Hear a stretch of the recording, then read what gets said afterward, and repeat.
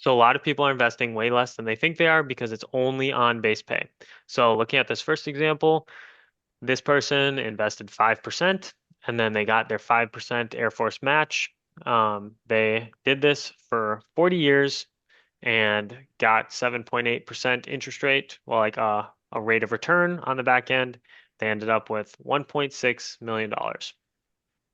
So then let's go to a second example of someone put in 15% of their own money. 5%, they still get the 5% match because that's the max that the Air Force matches. After 40 years, you'll end up with just over 3 million. And then the third point to kind of drive home my point is putting in 5 more percent than this one. So 20% into your TSP.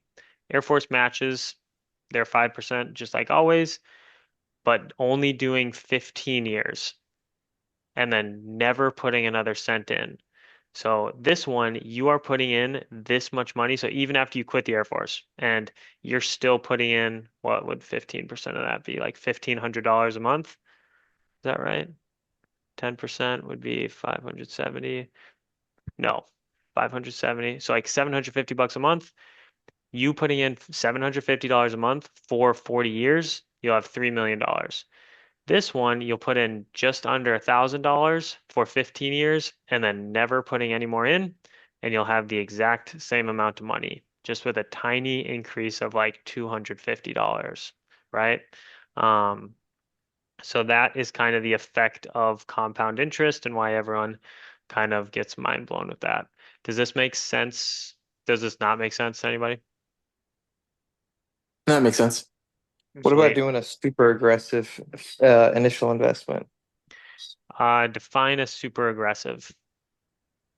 Like 30, 30 plus percentage of your pay going towards your TSP. So we can do that. So we can. And Spencer, you don't have to mute anymore. You were just echoing for a little bit. Um, These cats are being annoying. I'm gonna stay on mute. okay. So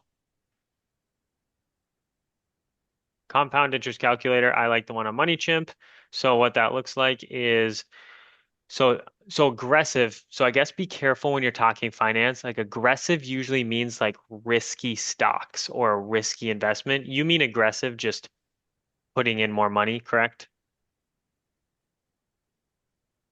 Yeah. Okay. I think then I might have. No, that. So let's say you put in 30%. So 10% of that, 20% is 1,040, and then another is 1,610. Oops, $0. Annual addition is 1,610 times 12,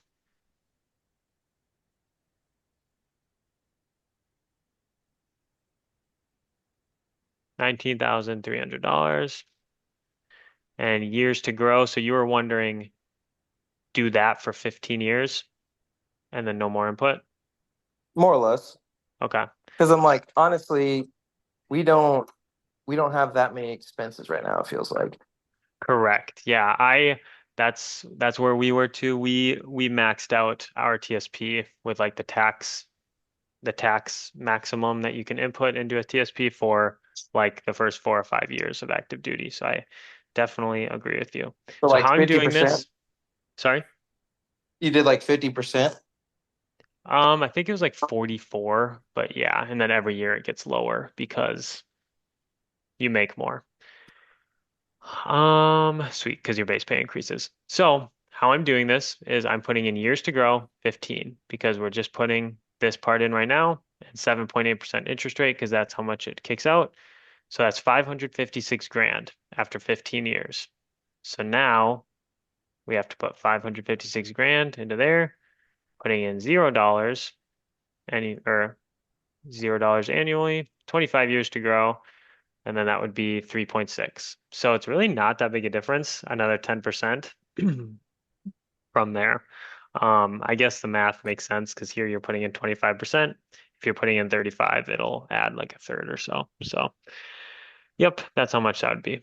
Um, Moving on to this one. So This, these two scenarios, so left and right on the top and left and right on the bottom, these two scenarios show if you have a 4% increase every year and you keep your TSP percentage the same. Because it's kind of hard to calculate. The TSP calculators and 401k calculators are pretty convoluted and just difficult to use.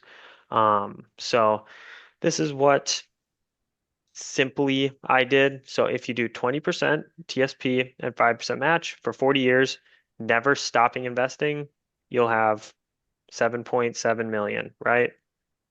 Um, which on the bottom you can see that you didn't even put in $1 million into your investments and it you have 7.7. So you got $6.7 million of returns, which is insane. And then going down here to my coast idea, which I'm a big fan of, you essentially do the same thing. So you're putting in 20% TSP with your 5% match for 20 years. So you do your 20-year career, even if you don't do the military for 20 years. If you are just putting in, however, so what is this, like $1,200 a month this year, and then increasing that $1,200 by 4% every single year for 20 years and then coasting for 20 years, you'll have just over $5 million. So you're sitting there and you're like, all right, I don't care. What does that actually give me? So this goes to something called the safe withdrawal rule. So you'll see that safe withdrawal rule. So this rule tells you how much you need in, or how much you can spend of your portfolio every single year in retirement. So this giant thing called the Trinity study, where a bunch of colleges came together and did the analysis on the last like 150 years of the stock market and a bunch of other detail that you guys don't care about, said that you can spend 4% of your portfolio every single year because the market, let's say, just rough numbers, the study says is going to return 7%. Market returns 7%, you spend 4%, and then you're going to let the, how do I put this? You're going to spend 4%, and then you're going to let 3% go to inflation. So every single year, let's just say you had $5 million flat when you turn 50 years old and you want to retire when you're 50, that $5 million will increase by 3% every single year. You will spend 4%. Well, sorry, a little confusing. It will increase 7% every year. You will spend 4% of that, and then you will keep 3% inside the account to grow for inflation. Because as you progress through your 10, 20, 30 years of retirement, your spending power will decrease due to inflation. So you need more money in there. So if we have $5 million in retirement, let's see how much that in today's dollars, how much that would be for spending. So you would get to spend 200K per year in retirement um, forever. And then 5 years down the line, because this 3% would stay in your account, actually like 10 years down the line, it would be 5.5 million and you'd be spending 210,000 and it increases with inflation. So this is how you actually find your number of how much you want to invest and how much you want in your account and in your portfolio when you retire. Um, Obviously, yeah, it's a guessing game of where you want to be, but like 95% of people don't spend as much as they think they will in retirement. So this 4% rule is very, very safe. You can look up the Trinity study, read all about it. It's a pretty sweet deal. It essentially says if you only spend 4% of your portfolio, there's a 99% chance that your portfolio will outlive you. And if it starts looking bad and you see your portfolio start going down, all of a sudden it's 4.5 million, all of a sudden it's 4.2 million, then a logical person just starts spending less, right? So there's a lot of ways to essentially make it 100% chance of success for your portfolio outliving you. Does anyone have any questions on that?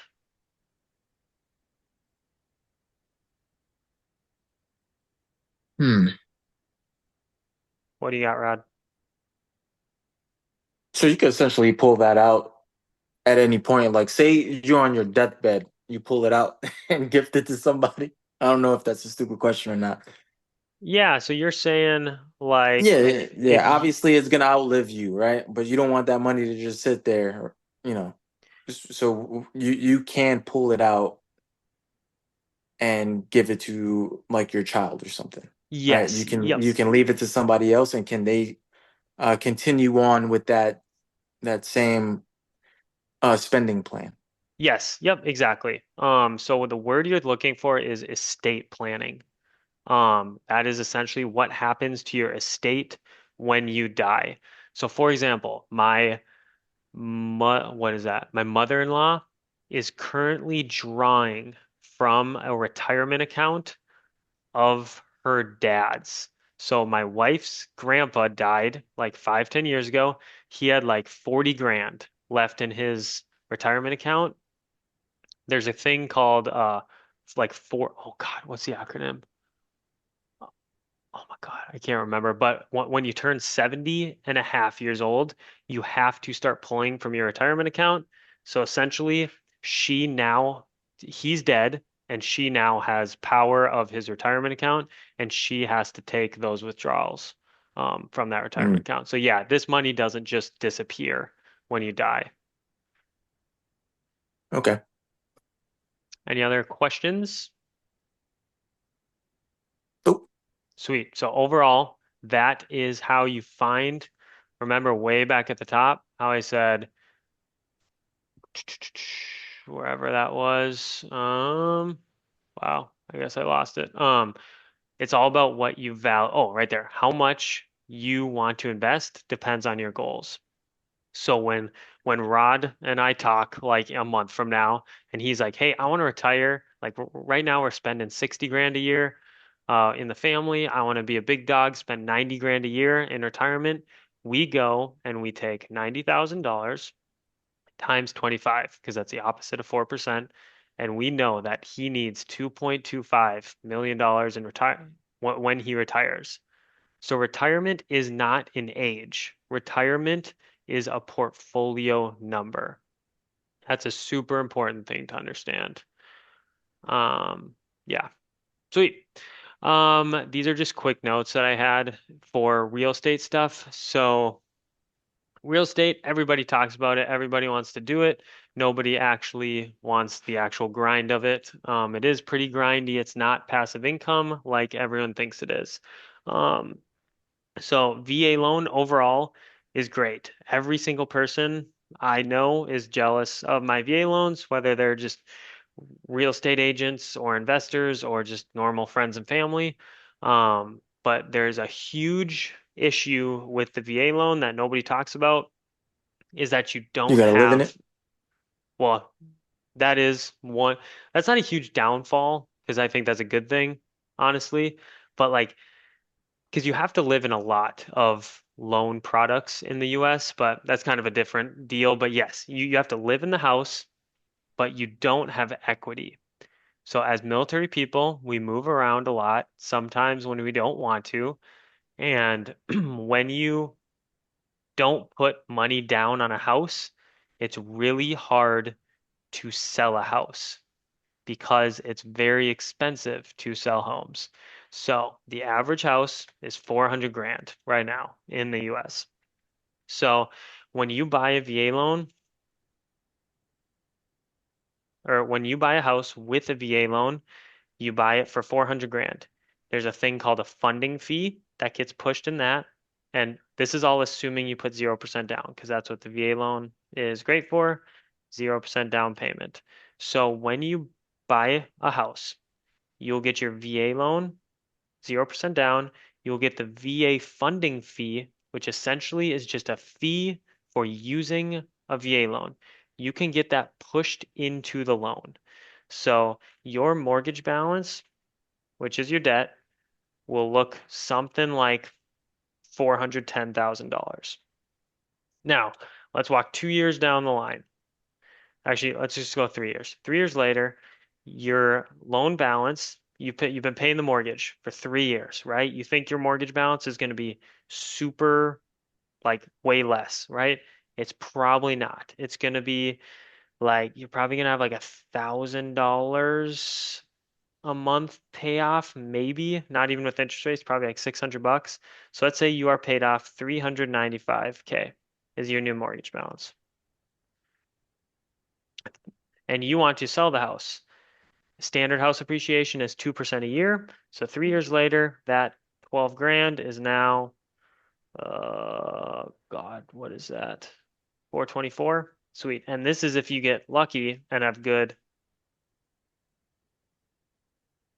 good market, 424K. This might not drive home my point, but we'll see.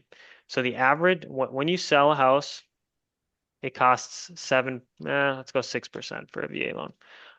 It'll cost 6% of the purchase price to sell the house. So of this 424 grand. So remember that this 424 grand is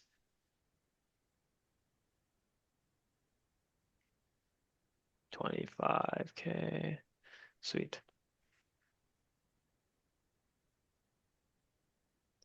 So this 424 grand is with solid appreciation and you selling at a perfect time where you don't have any issues with the house, no inspection, things that come up that you have to fix, no sewer issues, electrician issues, appliances, windows, anything. So you sell the house. It costs 6% to sell a house for county fees, taxes, assessments, buyer's agent, seller's agent, and you are going to get 399 grand when you sell your house. Your mortgage balance is 395. So you only made 4 grand on your house, even though it looks like, I guess, your pocket, maybe. I don't know how to word that, but your pocket hits 399K. You are walking away with 4 grand and a lot of, I don't want to say like headache, but if this market doesn't go up at all, or if you're, oh, I guess I didn't even know that makes sense. Um, if you don't have a lot, if you don't have issues with selling it and making 4 grand, like that's fine. But this is essentially a best case scenario. If you buy a house, expect to live in it for 3 years and then try and sell it, you might walk away with 4 grand. There's a solid chance you'll have to pay to sell your house as well. And just think about all those things that you did during those 3 years as well. So maintenance, replacing a roof, a driveway, doing landscaping, where if you could rent for those 3 years instead, you can walk away clean and you can make a lot more. The best way to put it is rent is the most you'll ever pay for your living expenses, and a mortgage is the least you'll ever pay. So just think about that one. And yeah. That didn't really drive home my point because usually it's negative, but even we have paid money to sell a house. Our first ever house we bought, we we paid, I think, $2,000 to sell the house, and we paid 2 years of mortgage payments as well. Super dumb, but that's just how it goes. So again, VA loan is great, but you don't have any equity in it. So understand that you have to live in a house for at least, studies show, somewhere between 7 and 10 years to even break even on a property if you're going to sell. If you buy a Oof. house and make it a rental, that's a whole nother deal. And we can talk about that as well. What else with the VA loan? You can have more than one VA loan. Anyone who tells you can only have one VA loan, don't listen to them. Tell them to freaking Google it. For real estate agents, especially on your first home purchase, are your best friend. Do not use someone from the squadron. Do not use their wife. Do not use their like somebody's cousin or your uncle or whatever, use the best agent. So what I do is we Google the top performing agents in that zip code, and Yep. then we use them because they are the best. They know the market the best. They're the best for a reason. And then lastly, when you're looking at a house to buy and you think the classic thing that everyone thinks of, oh, I want to make this a rental when I leave, the rent needs to be way more than the mortgage payment. If you think you can buy a house, have a mortgage payment of $2,000 and rent it out for $2,100 and you're going to make $100, you are very wrong. There are a billion things that are extra expenses on rental properties, like capital expenditures. So that's like driveways, roofs, maintenance, like the toilet breaking or the dishwasher breaking, property management, because you probably won't be there and you probably don't want to deal with tenants. Vacancy is a thing you don't think about. So let's say if you rent a house for 2000 or 20, let's just make it easy, $2,000 for 2 years and you have a month of vacancy, so you lose $2,000 every 2 years, that is $100 lost every month. So you have to bake that in as an expense. Hmm. The average vacancy rate's like 8%. So that's like every 2 years you'll have a month empty. Any questions on that? Nope. No, but definitely didn't think about that before. Yeah. I was like, oh It's yeah. Yeah, there's a lot that goes into it. And I'm freaking running out of time. Oh, the timer. Remaining meeting time, 9 minutes. All right. Sweet. So the future, what I recommend is this is the book that got me into money and that financial counseling guy at Randolph Air Force Base. Money Honey is sweet. It's a super, super easy read. It's written kind of like a journal from this girl that tried to write a book about money to like a girl audience, and then a bunch of people picked it up and liked it. So yeah, it's a pretty friendly book, super easy to read. So my recommendation is read that and then just rip 15 minutes of something per month. So whether that's a podcast or a YouTube video about budgeting or investing, just to keep your feet a little wet and keep your brain in the game. And then track your spending for 2 to 3 months. So I don't mean budget. Like, don't jump into a notepad or Excel sheet tonight and be like, okay, I'm going to spend $400 on this and $300 on this and restrict yourself, because no one's going to do that like confidently and they're not going to follow through with it. So the first step will be track spending for 2 to 3 months. So whether that looks like using an app or having a notepad on your phone that you just write down every single expense and then categorize that appropriately. And then blocking that out by months. And then after 2 to 3 months, you will know what your budget should look like. Then you will look at that budget, see if what you're spending is meeting your investing goals, and then working from there. And then obviously, I'm always available for a one-on-one video call or meetup. Just let me know. I love to talk with people and especially significant others. I've done a lot of calls, mostly with younger enlisted folk, with money issues with their spouse and seeing how they react with money and talk to each other about money, because I know it's a hard topic. Um, Usually there's one really hard person, like one person that goes ham about talking about their money, and then the next person does not care. I recommend sitting down for 10 minutes once a week on a Sunday, doing something you like to do, sit outside, go on a walk, and talking about it by setting a timer. And then when you're done and that timer goes off, you are done talking about it. Don't let the conversation drag on. Just figure it out for those 10 minutes and then say, all right, we'll talk more next week. Obviously, if you both want to continue talking, that's a different story. But finance usually drags through people's lives of people bringing it up every single day, and it becomes really annoying for people's spouse. So don't do that. And that is it. What questions do you guys have? I don't have anything, man. I appreciate the brief though. It's good stuff. Yeah, I appreciate it I've too. got nothing. If I already set up a budget, even when I didn't track stuff, is it fine or It should all depends I? on how you feel about it. Is your wife Okay. in on it?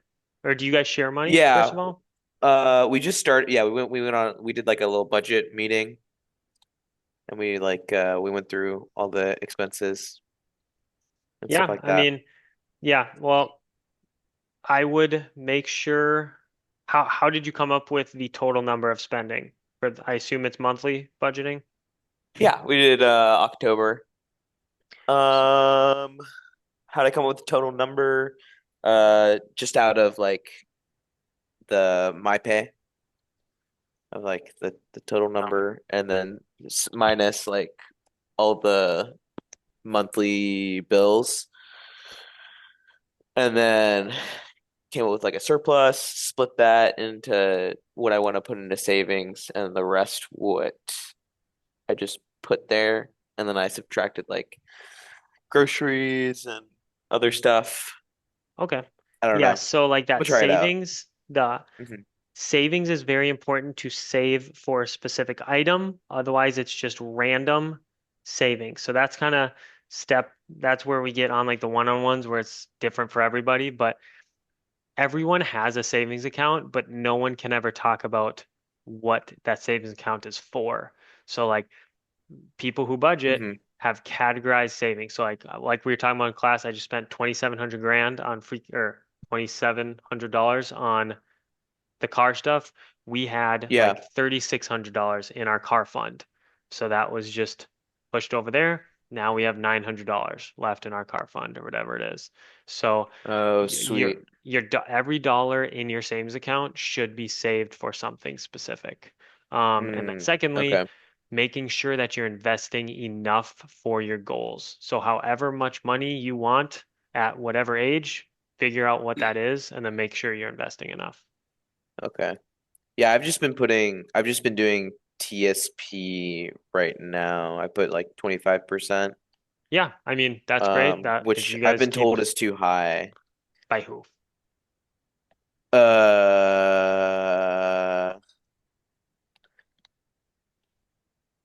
Nobody. Well, she was saying that's like really high. I was like, I don't know. I'm Oh, not your using wife? it. Yeah, Oh, I mean, yeah, it all depends on how much you guys want to spend. If she doesn't because value I'm that as yeah, much, then it's because I'm just not. kind of putting everything extra I have into TSP, and she's like, you need to have like a regular savings, and I'm like, hmm.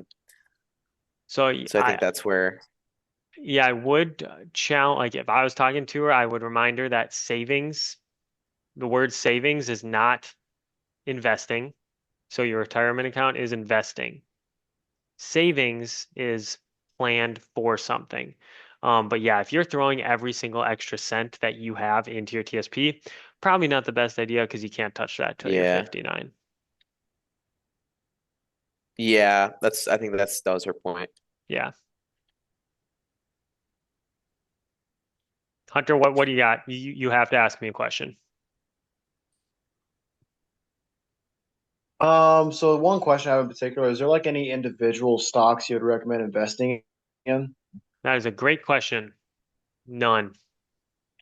That is, oh yeah, I didn't talk about that too much. So this 5% fund, that is what I would do with individual stocks. You can do whatever you please with, in my opinion, 5% of your portfolio. If you really find enjoyment from trying to find the next freaking Dogecoin and GameStop, go have at it, but don't make it too much of your portfolio. Make 95% good mutual funds, index funds, S&P 500, S&P 300, 100, the Dow Jones. Don't be investing your entire portfolio into individual stocks. It's too risky. All right, gotcha. That was basically the one question I had. Yep, because percentage of people who beat the, can you still see my screen? Yeah. Um 94% of investment professionals underperform the market. So if investment professionals can't outperform the market, do you think you can? The answer is no. Yeah, the answer is probably Yeah, not. can't. So it's totally fun. It's fun to buy random stocks and watch them go up and down, but it's not it should not be a prominent place in your portfolio. Are you gonna send us these Yeah. slides? Yes, they are already in your email from a while Oh, ago. sweet. Oh yeah, Oh, yeah, yeah. yeah, that's right. Yeah. Gotcha. Sweet. Yeah. Anything else? I ain't got nothing. All right. Well, just remember I am always sir. available. We can meet up one-on-one or just talk randomly throughout class. All right, I'll let you guys go. See ya. Sounds All right, good. man. Appreciate it. Later. Appreciate it.